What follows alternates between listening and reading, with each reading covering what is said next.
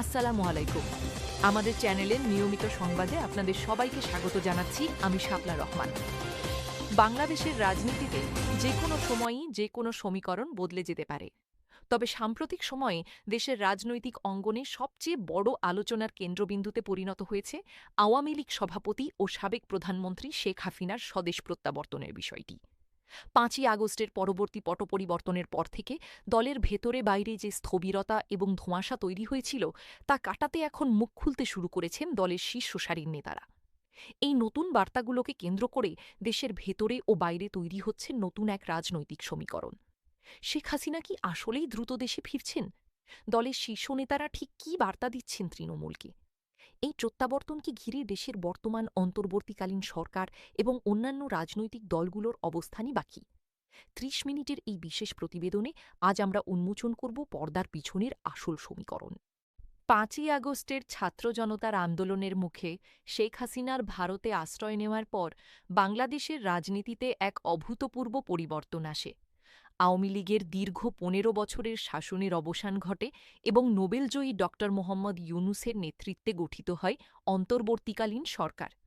এই পরিবর্তনের পর আওয়ামী লীগের সিংহভাগ শীর্ষ নেতা, সংসদ সদস্য এবং মন্ত্রীরা আত্মগোপনে চলে যান। কেউ কেউ দেশ ছাড়েন, আবার অনেকেই আইনি প্রক্রিয়ার মুখোমুখি হয়ে কারাগারে রয়েছেন। দলটির তৃণমূল কর্মীরা এক ধরনের নেতৃত্বহীনতা ও চরম নিরাপত্তার সংকটে ভোগেন। কিন্তু রাজনীতিতে কোনো কিছুই স্থায়ী নয়। গত কয়েক সপ্তাহে এই দৃশ্যপটে কিছুটা পরিবর্তন লক্ষ্য করা যাচ্ছে। বিশেষ করে সামাজিক যোগাযোগ মাধ্যম এবং আন্তর্জাতিক গণমাধ্যমের বরাতে আওয়ামী লীগের শীর্ষ নেতাদের কিছু বক্তব্য ও নির্দেশনা সামনে আসার পর থেকেই রাজনীতিতে নতুন হাওয়া বইতে শুরু করেছে। নেতাকর্মীদের মনোবল চাঙ্গা করতে এবং দলকে পুনর্গঠন করতে দলের শীর্ষ নেতারা এখন প্রতিনিয়ত নতুন নতুন বার্তা দিচ্ছেন। এই বার্তাগুলোর মূল সুর তিনটি।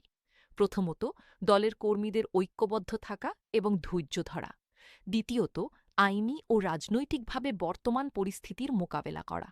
এবং তৃতীয়ত, শেখ হাসিনার বাংলাদেশে ফেরার জন্য মাঠ প্রস্তুত করা। বিভিন্ন সূত্র ও দলের নীতি নির্ধারকদের বক্তব্য অনুযায়ী শেখ হাসিনার স্বদেশ প্রত্যাবর্তন কোনো আকস্মিক ঘটনা হবে না, বরং এটি একটি সুনির্দিষ্ট রাজনৈতিক কৌশলের অংশ। নেতারা তৃণমূলকে বার্তা দিচ্ছেন যে শেখ হাসিনা এখনও দলের প্রধান এবং তার নির্দেশনাতেই দল পরিচালিত হচ্ছে। ভারতের মাটিতে অবস্থান করলেও তিনি দেশের সার্বিক পরিস্থিতির ওপর কড়া নজর রাখছেন। শীর্ষ নেতারা দাবি করছেন, দেশের বর্তমান অর্থনৈতিক পরিস্থিতি, আইন শৃঙ্খলা পরিস্থিতি এবং প্রশাসনের ভিতরে তৈরি হওয়া এক ধরনের অস্থিরতাকে আওয়ামী লীগ পর্যবেক্ষণ করছে। তারা মনে করছেন, সাধারণ মানুষের মধ্যে যদি বর্তমান সরকারের প্রতি কোনো অসন্তোষ তৈরি হয়, তবে সেই সুযোগটিকে কাজে লাগিয়ে শেখ হাসিনার ফেরার পথ সুগম করা হবে। শেখ হাসিনার স্বদেশ প্রত্যাবর্তনের সমীকরণটি শুধু বাংলাদেশের অভ্যন্তরীণ রাজনীতির ওপর নির্ভর করছে না। এর পেছনে রয়েছে বিশাল এক আন্তর্জাতিক ও কূটনৈতিক জাল। শেখ হাসিনা বর্তমানে ভারতে অবস্থান করছেন, যা বাংলাদেশের বর্তমান সরকারের সাথে দিল্লির সম্পর্কের ক্ষেত্রে একটি বড় সংবেদনশীল বিষয়। রাজনৈতিক বিশ্লেষকরা বলছেন, ভারত সরকার শেখ হাসিনাকে দীর্ঘমেয়াদে তাদের দেশে রেখে দেবে নাকি অন্য কোনো দেশে পাঠানোর ব্যবস্থা করবে, তা নিয়ে পর্দার আড়ালে ব্যাপক কূটনৈতিক আলোচনা চলছে। এদিকে দেশের শীর্ষ নেতারা আন্তর্জাতিক সম্প্রদায়কে বার্তা দেওয়ার চেষ্টা করছেন যে বাংলাদেশে আওয়ামী লীগের মতো একটি বিশাল রাজনৈতিক শক্তিকে বাইরে রেখে স্থায়ী স্থিতিশীলতা আনা সম্ভব নয়।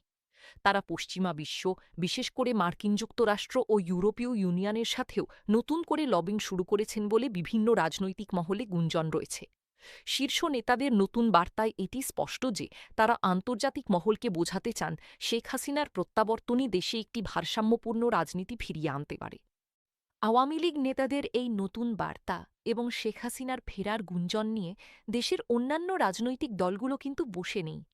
দেশের অন্যতম বৃহৎ রাজনৈতিক দল বিএনপি এবং জামায়াতে ইসলামী এই বিষয়ে তীব্র প্রতিক্রিয়া দেখাচ্ছে। বিএনপির শীর্ষ নেতারা স্পষ্ট জানিয়ে দিয়েছেন, শেখ হাসিনাকে দেশে ফিরতে হবে একজন সাধারণ নাগরিক হিসেবে এবং তার শাসনামলে ঘটে যাওয়া সমস্ত ঘটনার বিচার প্রক্রিয়া মুখোমুখি হওয়ার জন্য। তারা সাফ জানিয়েছেন, কোনো রাজনৈতিক সমঝোতার মাধ্যমে শেখ হাসিনার পুনর্বাসন জনগণ মেনে নেবে না। অন্যদিকে অন্তর্বর্তীকালীন সরকারও এই বিষয়ে আইনি পদক্ষেপ জোরদার করছে। আন্তর্জাতিক অপরাধ ট্রাইব্যুনালের মাধ্যমে শেখ হাসিনা সহ আওয়ামী লীগের শীর্ষ নেতাদের বিরুদ্ধে মামলা ও গ্রেফতারি পরোয়ানা জারি করা হয়েছে। ফলে শেখ হাসিনার স্বদেশ প্রত্যাবর্তন যদি ঘটেও, তবে তা রাজনৈতিকভাবে কতটা মসৃণ হবে, নাকি বিমানবন্দরে নামার সাথে সাথেই তাকে আইনি বেড়াজালে বন্দী হতে হবে, তা নিয়ে রয়েছে বড় প্রশ্ন। তবে আওয়ামী লীগের শীর্ষ নেতারা কর্মীদের আশ্বস্ত করছেন যে তারা সমস্ত আইনি লড়াইয়ের জন্য প্রস্তুতি নিচ্ছেন এবং আন্তর্জাতিক আইনজীবীদের সাথেও যোগাযোগ রাখছেন। শীর্ষ নেতাদের এই নতুন বার্তা তৃণমূল কর্মীদের মাঝে মিশ্র প্রতিক্রিয়া তৈরি করেছে। দীর্ঘদিন ধরে যারা ভয়ে মুখ খুলতে পারছিলেন না, তারা এখন সামাজিক যোগাযোগ মাধ্যমে আবার সক্রিয় হতে শুরু করেছেন।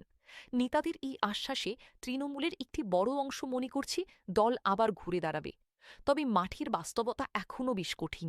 দেশের অনেক জায়গায় এখনও আওয়ামী লীগের অফিসগুলো বন্ধ বা বেদখল হয়ে আছে। মামলা হামলার ভয়ে অনেক কর্মী এখনও ঘরে ফিরতে পারেননি। সাধারণ মানুষের মতামত কিন্তু এই সমীকরণকে আরও জটিল করে তুলেছে।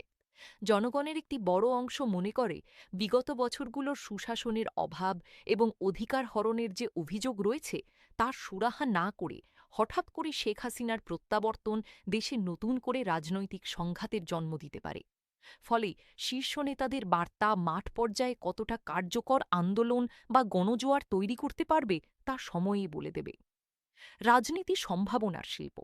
ইতিহাস সাক্ষী, অতীতেও ১৯৮১ সালে চরম প্রতিকূল পরিবেশের মধ্য দিয়ে শেখ হাসিনা স্বদেশ প্রত্যাবর্তন করেছিলেন এবং দলকে ক্ষমতায় নিয়ে গিয়েছিলেন। তবে ২০২৪ বা ২০২৬ সালের প্রেক্ষাপট সম্পূর্ণ ভিন্ন। এবার তার ফেরার সাথে জড়িয়ে আছে এক বিশাল আইনি লড়াই, আন্তর্জাতিক কূটনৈতিক চাপ এবং দেশের ভেতরের তীব্র রাজনৈতিক বিরোধিতা। আওয়ামী লীগের শীর্ষ নেতাদের নতুন বার্তাগুলো হয়তো দলের ভেতরে প্রাণ সঞ্চারের একটি চেষ্টা, কিন্তু এর ফলে বাংলাদেশের রাজনৈতিক সমীকরণ যে আরও জটিল এবং বহুমুখী হয়ে উঠছে, তাতে কোনো সন্দেহ নেই। আগামী দিনগুলোতে এই সমীকরণ কোন দিকে মোড় নেয়, তা দেখতে উন্মুখ পুরো দেশ। শেখ হাসিনার স্বদেশ প্রত্যাবর্তন কি শুধুই একটি দূরবর্তী রাজনৈতিক কৌশল, নাকি এর পেছনে রয়েছে কোনো বড় ধরনের আন্তর্জাতিক সমঝোতা? এই প্রশ্নের উত্তর লুকিয়ে আছে সময়ের গর্ভে। দর্শক, আওয়ামী লীগ নেতাদের এই নতুন বার্তা কি দেশের রাজনীতিতে নতুন কোনো মোড় আনবে? শেখ হাসিনার স্বদেশ প্রত্যাবর্তন কি সম্ভব? আপনার মূল্যবান মতামত আমাদের কমেন্ট বক্সে জানান। রাজনীতির এমন সব গভীর বিশ্লেষণে নিয়মিত আপডেট পেতে আমাদের চ্যানেলটি সাবস্ক্রাইব করে বেল আইকনটি চেপে রাখুন। ধন্যবাদ সাথে থাকার জন্য।